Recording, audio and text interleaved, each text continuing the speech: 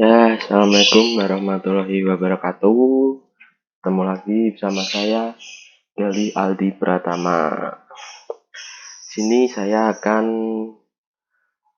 sharing-sharing, yaitu tentang bagian-bagian pada FCS dan nanti ada sekilas seputar MMI atau HMI. Lalu, oke, tanpa lama-lama kita langsung masuk ke materi ini. Pertama yaitu bagian-bagian utama FCS atau Field Control System, yaitu komponen ini dapat dikatakan bagian utama dari DCS itu sendiri. Nah, FCS ini adalah Central Control atau disebut juga sebagai mastermind dari kontrol keseluruhan DCS. FCS ini sendiri berfungsi sebagai pusat yang menghubungkan input atau output dari instrumen lapangan yang dapat dipantau atau dikontrol melalui HIS.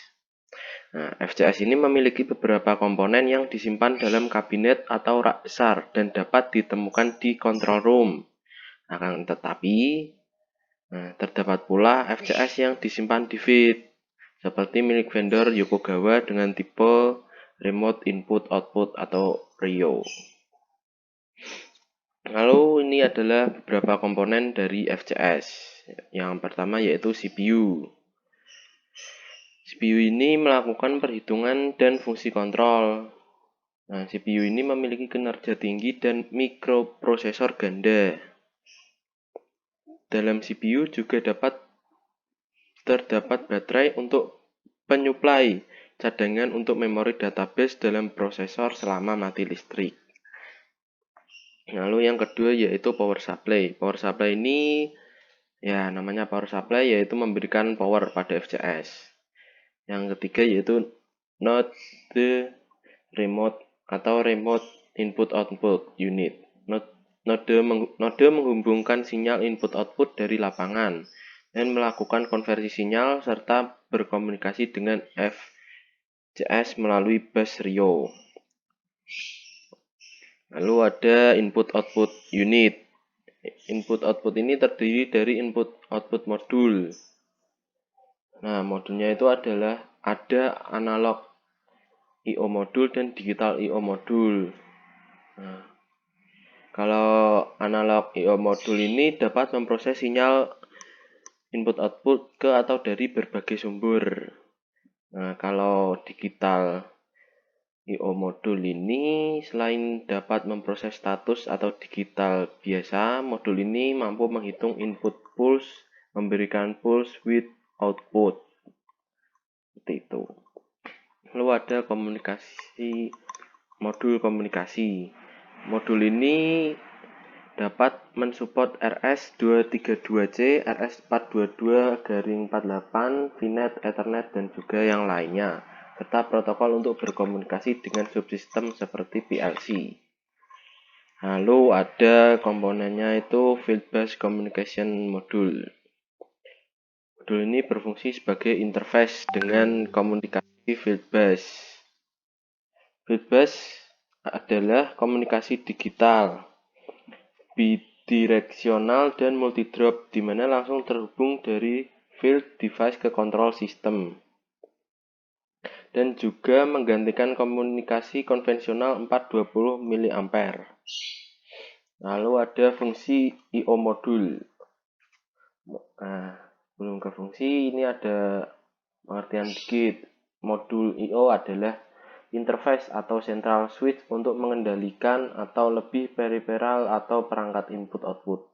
Konektor mekanisnya berfungsi logik untuk komunikasi antar bus dan peripheral. Tidak hanya sekedar modul penghubung, tetapi sebagai piranti atau alat yang berisi logika dalam melakukan fungsi komunikasi antara peripheral dan bus komputer.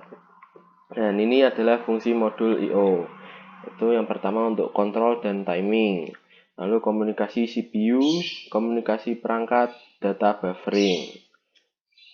Lalu ada fungsi utama. Fungsi utama yaitu sebagai piranti interface atau antarmuka ke CPU dan memori ke bus system, lalu sebagai piranti antarmuka atau interface dengan peralatan dan periferal lainnya dengan menggunakan link data tertentu. Lalu ada fungsi modul komunikasi. Modul komunikasi yang digunakan adalah modul yang berfungsi sebagai media penghubung antara sekumpulan input-output yang disebut node dengan rak utama yang terdapat prosesor modul. Pada modul komunikasi terdapat pula prosesor, tetapi prosesor ini bukan berfungsi sebagai pengolah data proses di lapangan, tetapi sebagai pemroses data digital yang dikirim atau diterima oleh input-output modul untuk dikirim atau diterima oleh instrumen di lapangan maupun pada modul prosesor. Nah, yang membuat sistem deteksi handal itu sendiri itu apa sih? Yaitu antara lain ada fungsi kontrol terdistribusi di antara FCS, lalu sistem redundansi tersedia di setiap level, lalu modifikasi interlock sangat mudah dan fleksibel, proses variabel informasi dapat sesuai dengan keinginan pengguna, lalu perawatan dan pemecahan masalah menjadi lebih mudah, dapat diinstal dalam konfigurasi yang sangat dasar, lalu pengkabelan kontrol berkurang dibandingkan dengan konfigurasi pengontrol pusat, serta jaringan menyediakan informasi proses di seluruh perusahaan untuk pabrik dan manajemen proses yang lebih efisien. Lalu ini adalah fungsi keuntungan sistem redundan, yaitu dua fungsi redundan adalah redundan pasif dan aktif. Kedua fungsi tersebut mencegah penurunan kinerja melebihi batas spesifikasi tanpa campur tangan manusia yang menggunakan kapasitas ekstra. Redundan pasif menggunakan kelebihan kapasitas untuk mengurangi dampak kegagalan komponen.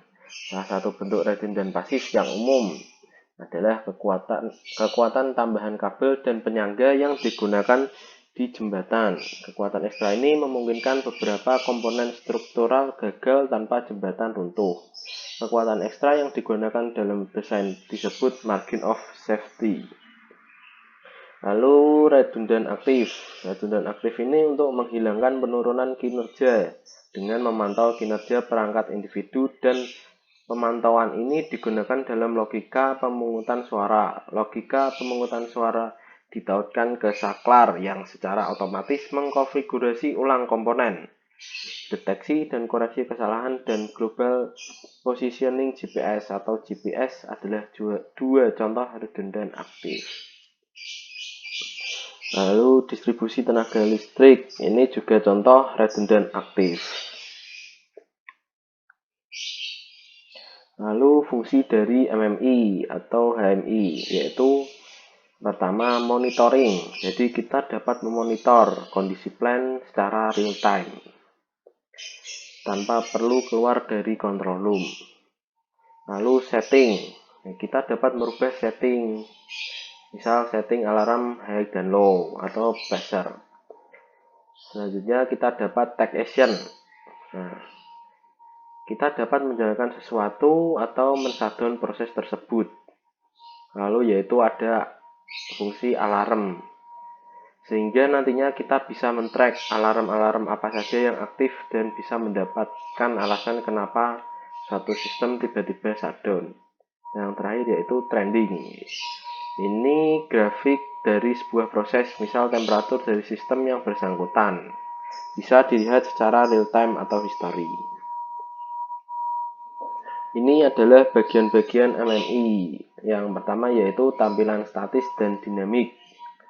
Pada tampilan HMI atau MMI ini ada dua macam tampilan, yaitu objek statis dan objek dinamis. Objek statis itu yang berhubungan langsung dengan peralatan atau database, seperti teks statis dan layout unit produksi. Serta kalau objek dinamik itu objek yang memungkinkan operator berinteraksi dengan proses, peralatan atau database, serta memungkinkan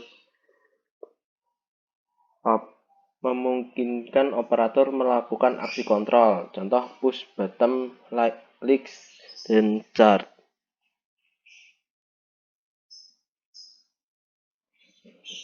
Lalu yang kedua yaitu manajemen alarm.